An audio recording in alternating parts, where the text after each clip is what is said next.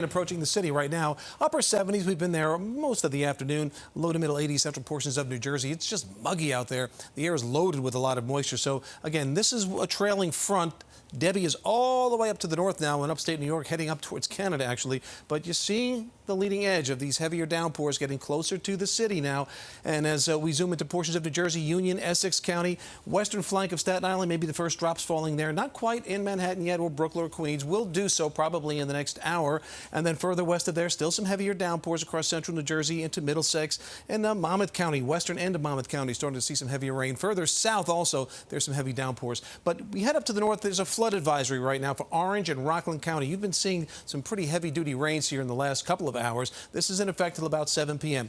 Now, we've seen heavy rains out of this, but because the system is moving so quickly, I think it's going to spare us really significant flooding. There will be some minor flooding, especially on those tendencies, roads and highways that can flood in a hurry with brief heavy downpours.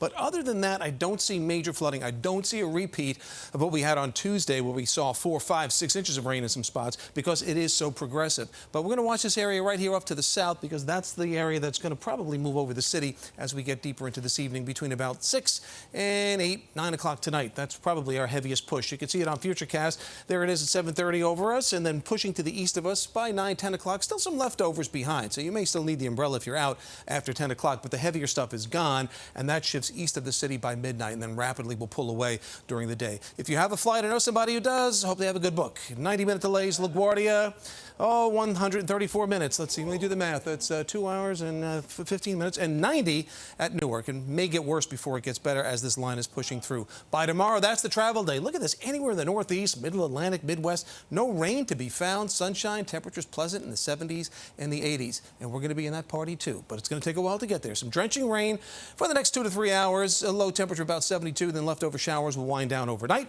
Quick clearing tomorrow at 84, and then the 7-day forecast. Good stuff comes in just in time for the weekend. One of the nicest weekends of the summer, really. 84 tomorrow. Humidity drops for the parade on Sunday. Fantastic parade weather. 82, low humidity. 80 on Monday, and then look at the string next week. I don't see any rain or storms, and temperatures staying generally between 80 and 85.